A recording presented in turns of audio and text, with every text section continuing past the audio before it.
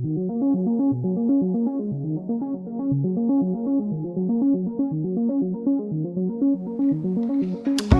friends, this is Dennis Sanders, pastor of First Christian Church, Disciples of Christ in Roseville, Minnesota. Welcome to At the Intersection. So this week, people are talking really about the shocking shooting of Ralph Yarl. He was a young African-American teen in Kansas City who was shot by an elderly man. Ralph had basically went on an errand. He was going to pick up his siblings who were at another house. And it was just a case of him going to the wrong house. And an 84-year-old man shot Ralph twice. Once, I believe, was in the face. Now, there is some good news here that Ralph is expected to recover. The other side of that is that this elderly gentleman could face life in prison for his assault. And I should add that this is not really the only kind of shocking event that has happened in the last few days. There was another case of a young woman, a 20-year-old woman in New York State that was simply driving and turning around in a driveway and was shot by a 65-year-old man. Now, on social media, especially talking about Ralph Yarl, people have expressed outrage, which is not unusual for social media. And they talked about race, they talked about the role of guns and conservative media. And in some level, I understand the rage, but I think sometimes, especially these days, a lot of the outrage on social media doesn't really shed the light on problems, much less try to solve them. And I think that is something that we desperately need. And the other thing is that as I was learning about this event, really what came to mind to me was the lack of trust in our society. I want to share a short story. When I was about the age of Ralph, I was in northern Michigan, and I grew up, as many as you know, in Michigan. And I was at a state park training with some other people on my cross-country team. And a bunch of the guys, including myself, we walked from our campsite maybe about 2 miles away to the lodge and hung out there for a couple of hours or so. And I remember I stepped away for a moment to use the bathroom, came back, everyone else was gone. The guys had basically, I guess, got to know some local girls, and they were taking them down to the lake, and so I was on my own. Well, I didn't want to follow them down some unknown path to get in the dark to get to a lake. So I decided I was going to make my way back from the lodge to the campsite. Now, of course, now it was late at night and it was pitch black. Couldn't really see much in front of your face. And so I had to run down this road by myself. I was scared to death. Along the way, I stopped at this house. There was this house along the way. And so I knocked on the door, and this woman comes up to the door. And I can't remember, I think I may have even asked if I could get a ride to the campsite, just because I really didn't want to continue down the road alone. And you could tell that she was hesitant, kind of scared maybe. Of course, the ride didn't happen. I just kept running down the road. And luckily, I got to the campsite, and I was fine. But I have to wonder about what that woman was thinking. What was it for her to see this young black kid on her doorstep? Did she trust me? Did she see me as a threat? Luckily, nothing like what happened to Ralph happened to me, but I do wonder about that. On the other hand, I also think about another story. I think about my late father. And about 10 years ago, we were moving him and my mom from the home where I grew up in Flint, Michigan, to a kind of a apartment complex, a senior citizen living apartment complex on the other side of town. Where they lived was just no longer safe. It was kind of dangerous. And as we were moving, Dad gave me this pistol. And I had realized it was something that maybe he had had for years, but had kind of kept it packed away. And I wondered, it was interesting that he, after so many years, all of a sudden it just appears and dug it up.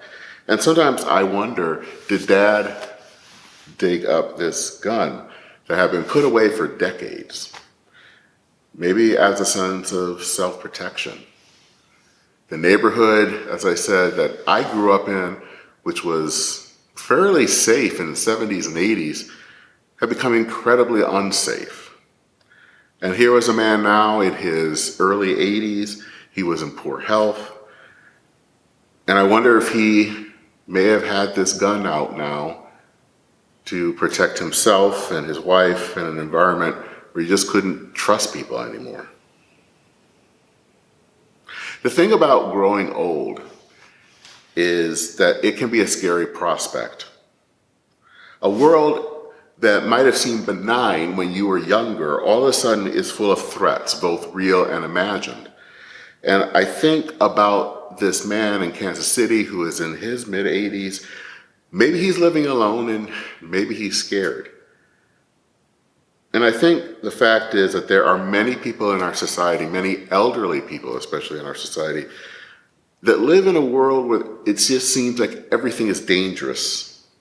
And they feel that they have to use locks and bars and even guns to protect themselves from a world that seems incredibly dangerous. You know, we don't know the whole story about what happened. But as I said, I wonder if this man felt unsafe in his Kansas City neighborhood. So much so that he didn't trust the outside world. And I wonder if he was grabbing on for something to find a sense of protection. We live in a society, really, where we don't really trust anyone or anything. Trust in institutions are at an all-time low. And we really don't, in so many ways, trust each other. We look at other people as a threat. And sometimes race has something to do with that, but sometimes it's other factors. But whatever it is, we don't trust each other, and that's not good. Now, when I think about this older man, I'm not saying that race isn't a factor, because I think that race probably is. I'm surely not saying that he shouldn't face penalties. But I can't help but think about this person and wonder. And I also can't dismiss the situation that Ralph was in. I know how, as personally, what it was like to be Ralph's age and what it was like to be his age and viewed sometimes in a dangerous way. But my experience with my dad makes me also more aware of what it means to be elderly in our society and to see a world that's filled with danger. And then I think about, where does the church fit in all of this? And what can we do as a people who follow Jesus Christ? What does the church have to say to a society where we don't trust each other anymore? And we especially don't trust the church. As Christians, we gather at God's table, the communion table.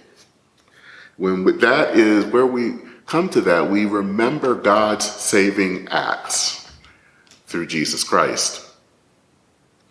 Now, we believe that everyone is welcome at the table. At least we say that. And that means that if everyone is welcome, it means everyone from young Ralph, Yarl, a young African American who was innocent and just trying to do a chore that his mom had asked, to a man who shot him in fear. If we believe in a God of grace, how do we live that sense of welcome out? Not just at the table, but beyond the table. How do we be sensitive to both the young man who might be viewed as a threat and to the older man that is maybe scared and doesn't always perceive what is safe and what isn't? How do we extend grace in a day and age where grace feels so distant and impossible? I don't have all the answers here, and if you're expecting that this video is me going to rail against all the wrong in our society, I'm sorry to disappoint you. But I want to bring up those questions. I want to bring up those experiences that I've had. And I believe that we need to trust God to give us those answers, because we do need answers. We need to have a heart that is ready to discern what God would have us to do and how God can use us to help bind up again, to stitch together again the frayed bonds in our society. I pray today for Ralph Yarl's continued recovery.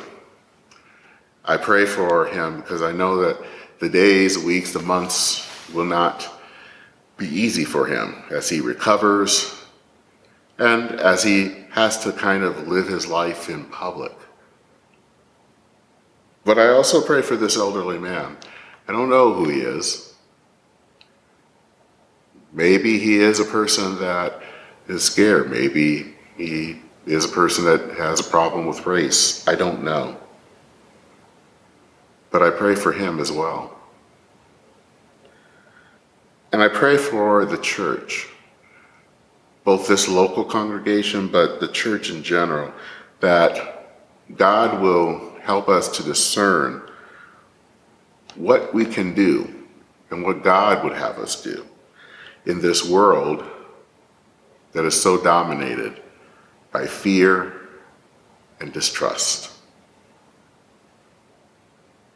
Take care. Godspeed.